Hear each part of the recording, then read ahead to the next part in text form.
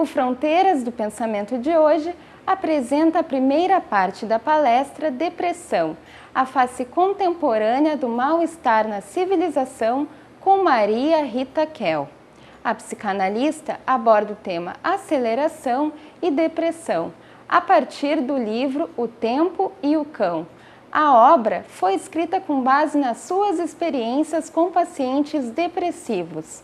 Maria Rita Kell é doutora em psicanálise e autora de diversos livros e artigos. Nos trechos a seguir, ela reflete sobre a relação do homem com o tempo. Acompanhe conosco.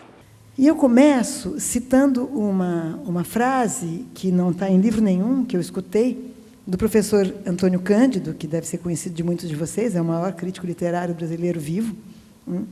É uma frase que ele disse numa inauguração de uma biblioteca da Escola Nacional Florestan Fernandes do MST, onde ele foi homenageado. E a frase era muito simples, ela iluminou muito, na verdade é um conjunto de frases, mas iluminou o meu pensamento quando eu estava escrevendo O Tempo e o Cão. Ele diz o seguinte: o capitalismo é o senhor do tempo, mas tempo não é dinheiro. Isso é uma monstruosidade. O tempo é o tecido de nossas vidas. É uma observação singela, qualquer um de nós, depois que escuta, fala, evidente, o tempo não é dinheiro, o tempo é o tecido de nossas vidas. Né? Mas precisava, às vezes, de alguém muito sábio para dizer uma frase tão singela assim.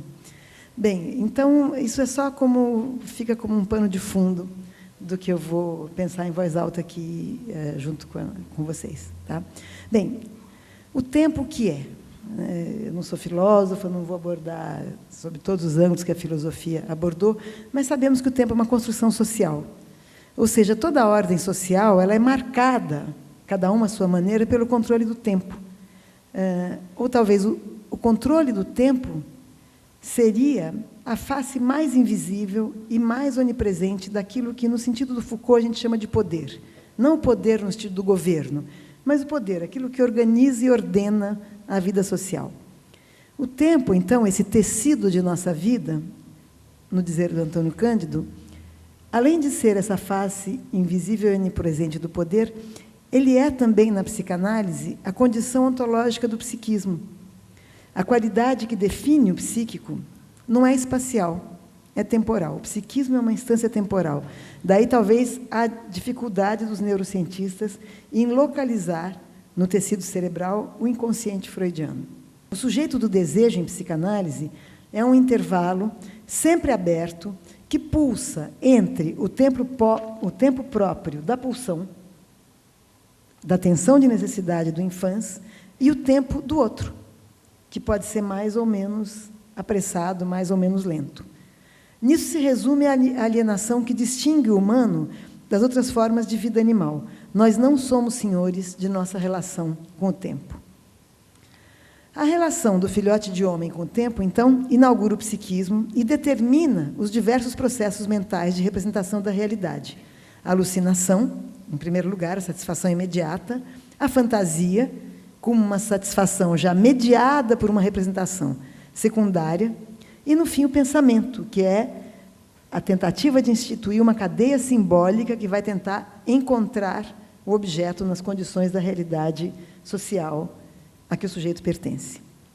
Vale considerar que, embora o sujeito procure sempre encurtar esse tal tempo de espera, de satisfação, nem sempre a melhor temporalidade e a que proporciona mais prazer ao psiquismo é a temporalidade veloz. Quer dizer, o humano também é capaz, uma vez que ele não esteja submetido a uma tremenda tensão de necessidade, a desfrutar da lentidão, a desfrutar até mesmo da espera. Então, eu vou dar um exemplo, já fora do âmbito da satisfação de necessidades do infância, já da nossa vida mental, digamos, evoluída, em termos do senso comum, pelo Ítalo Calvino. Ele diz alguma coisa sobre a relação entre economia de tempo e desperdício de tempo na experiência literária. Calvino diz o seguinte: na vida prática, o tempo é uma riqueza da qual nós somos avaros.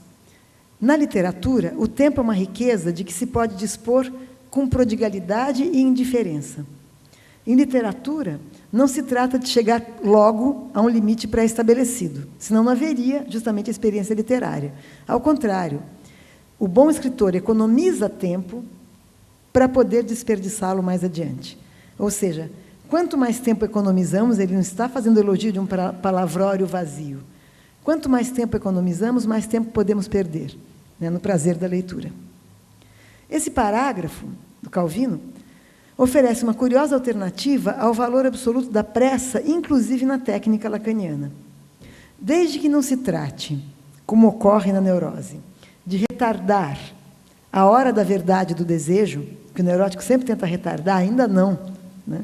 Desde que não se trate disso, a pressa só interessa à vida na medida em que ela possa se alternar com as diversas maneiras de se retardar a passagem do tempo. Esses artifícios de perder tempo são a chave de toda a fruição prazerosa ou criativa. Nós acabamos de perder tempo aqui, ouvindo uma sonata de César Franck, né? Estávamos perdendo tempo com os ouvidos embevecidos pela música.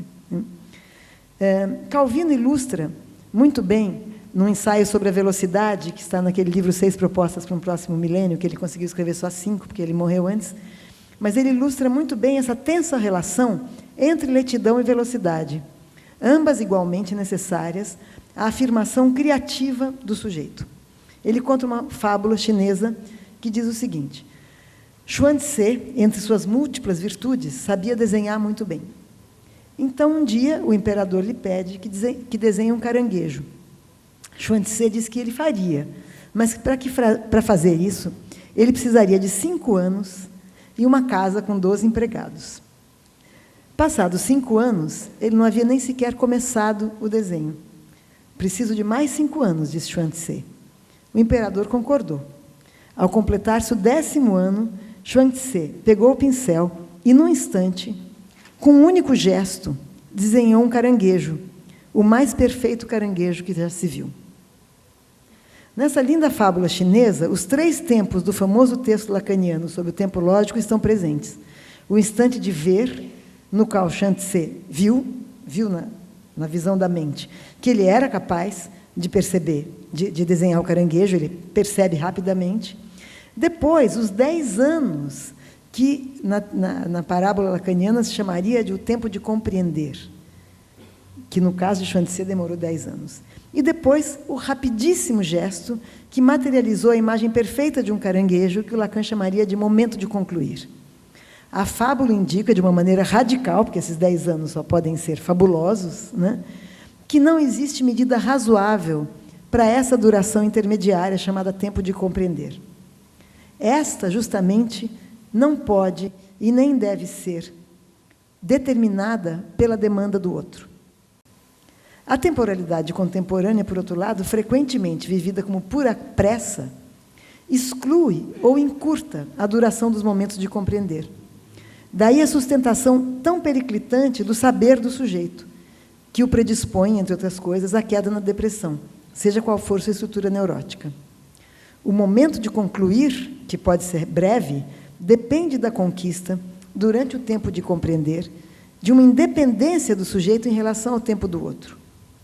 Por isso, o percurso de uma análise, por exemplo, necessário para que o analisando finalmente possa se colocar em sintonia com seu impulso desejante, a ponto de afirmar, como Picasso, eu não procuro, eu acho, é um tempo de longa duração. Bem, como eu falei que o tempo de compreender não pode ser submetido à demanda e à pressa do outro, eu vou fazer aqui um segundo capítulo que se chama Os Tempos do Outro. Vamos fazer uma breve passagem pela história do nosso tempo. As formas de organização e percepção subjetiva do tempo, que eu chamarei aqui de temporalidade, são modos de regulação social da pulsão. Não me refiro só ao circuito pulsional, quer dizer, que se estabelece sobre a marcação de lugares no corpo, mas ao ritmo que se imprime às modalidades de satisfação ou de espera, de procrastinação do gozo. São muito diversas as modalidades de satisfação que as diferentes culturas impõem às exigências pulsionais, marcadas, entre outras coisas, pelas diferentes maneiras de se viver a passagem do tempo. A experiência humana do corpo com as suas demandas, seus ritmos, suas urgências, a maior ou menor tolerância ao prazer e ao desprazer, varia de uma cultura a outra e de uma época histórica a outra. O uso do tempo também não é sujeito apenas à passagem da história, mas às diferentes culturas, às transformações da cultura. A duração de um dia, por exemplo, desde o amanhecer até o momento de repouso, não era experimentada no tempo que o Paul Valéry vai chamar do tempo em que o tempo não contava, ou seja, não contava em dinheiro, para lembrar o Antônio Cândido, da mesma forma como nós experimentamos hoje, quando cada minuto exige uma decisão e promete alguma forma rápida de satisfação. Aproveitar bem o tempo é um dos imperativos da vida contemporânea, que corresponde a uma série de possibilidades que, de fato, existem para o desfrute da vida privada nas sociedades liberais. Nós temos à nossa disposição muitas possibilidades diferentes de aproveitar o tempo. No entanto, o indivíduo, sob o capitalismo liberal, apesar de dispor de uma enorme variedade de escolhas de desfrute do seu tempo livre, que não está mais regulado pelas proibições da vida religiosa, esse tempo livre é invadido cada vez mais pela marcação que caracteriza o tempo do trabalho. Cada vez mais, mesmo as nossas horas de lazer, sem que nós percebamos, são marcadas pela mesma pressa do tempo de trabalho. Eu não me refiro ao ócio, essa forma de passar o tempo tão desmoralizada em nossos dias. Eu me refiro às atividades de lazer, que estão marcadas hoje pela compulsão incansável de produzir resultados, comprovações, efeitos de diversão, que tornam a experiência do tempo de lazer tão cansativa e vazia quanto a do tempo de produção. Nada causa tanto escândalo no nosso tempo quanto o tempo vazio. É preciso aproveitar o tempo, fazer render a vida, sem preguiça, sem descanso. A esse imperativo, como veremos mais tarde, o depressivo resiste com a sua lentidão, com o seu mergulho angustiado em um tempo estagnado que lhe parece não passar. Ainda que eles não saibam disso, a inadaptação dos depressivos em relação às formas contemporâneas de aproveitar o tempo pode ser reveladora da memória recalcada de uma outra temporalidade, já perdida para nós.